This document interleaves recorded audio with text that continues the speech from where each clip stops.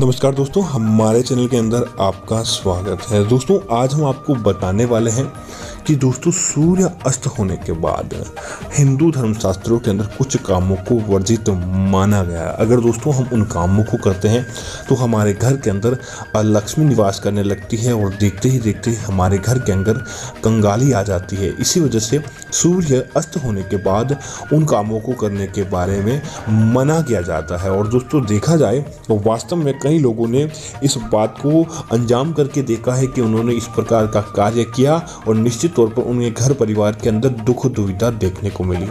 तो दोस्तों बात करते हैं सबसे पहली चीज की। दोस्तों सबसे पहले तो इस बात का ध्यान रखें कि सूर्यास्त होने के बाद आपको अपने घर के अंदर भूल कर भी झाड़ू नहीं लगाना चाहिए। माना जाता है कि सूर्य अस्त होने के बाद देवी देवता हमारे घर के अंदर रहने के लिए चले आते हैं या फिर हमारे घर के अंदर सकारात्मकता फैलती है।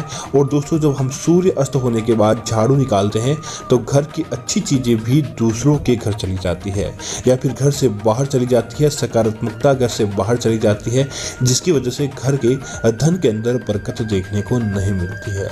इसी तरह दोस्तों संध्या काल होने के बाद आपको सफेद चीजें न तो किसी को उधार देनी चाहिए और न ही दान के तौर पर देनी चाहिए। जैसे कि आपको अपने घर से दही, दूध, छाछ, चावल आदि चीजें या नमक भी कोई मांगने के लिए आ जाता है तो दोस्तों आपको इस बात का ध्यान रखना चाहिए कि किसी को भी आपको संध्या काल होने के बाद न तो आपको मांगना चाहिए कहीं से और न ही कहीं से आपको ले देना चाहिए, ताकि आपको आपके धन के मामलों के अंदर बरकत देखने को मिले, न कि किसी प्रकार की कोई समस्याएं हो।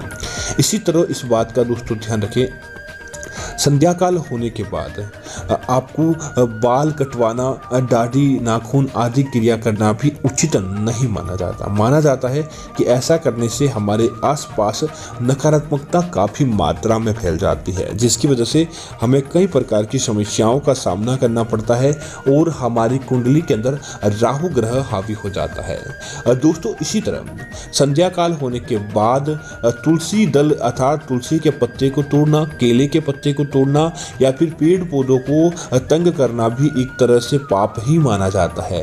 तो इस बात का ध्यान रखें, संध्या काल होने के बाद कभी भी आपको ऐसे पत्ते नहीं तोड़ने चाहिए जिससे भगवान श्री कृष्ण की नाराजगी का सामना करना पड़े। इसी तरह दोस्तों संध्या काल होने के बाद आपको इस बात का भी ध्यान रखना चाहिए कि घर की महिलाएं विशेष तौर से घर की दहलीज पर आपको भूल कर भी नहीं बैठना चाहिए।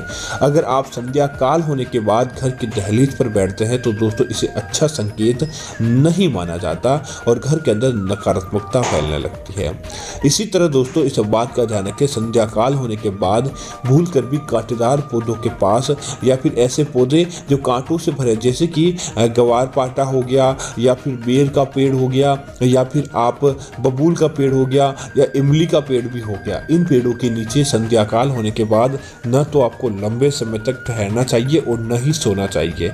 ऐसे पेड़ दोस्तों संध्या काल होने के बाद नकारात्मकता से भरे रहते हैं और जब हम इन पौधों के पास जाते हैं तो दोस्तों देखते ही देखते हमारे जीवन के अंदर भी नकारात्मकता फैल जाती है और हमें हमारे जीवन के अंदर बहुत सारे दुखों का सामना करना पड़ता है। इसी तरह दोस्तों संध्या काल होने के बाद अगर आपके घर के अंदर अचानक मकड़ियाँ हैं या फिर जिसे देखा जाए जो नकारात्मक जीव होते हैं वह आपके बढ़ जाते हैं, चमगादड़ हो, इस प्रकार के जीव अगर आपके घर के अंदर बढ़ जाते हैं तो तुरंत आप इनका समाधान कर दें, क्योंकि अगर संध्या काल होने के बाद ऐसे जीव हमारे घर के अंदर रहने लगते हैं तो दोस्तों हमारे घर की सारी सकारात्मकता भी दूसरों के घर चली जाती है और हमें जीवन के अंदर कुछ भी प्राप्त नहीं होता है। इसी वजह से इस बात का आपको जरूर ध्यान रखना चाहिए। दोस्तों इसी तरह इस बात का ध्यान रखें, संध्या काल होने के बाद भूल कर भी पेड़ पौधों के अंदर जल अर्पित नहीं करना चाहिए और विशेष तौर से तुलसी के अंदर जल अर्पित नहीं करना चाहिए।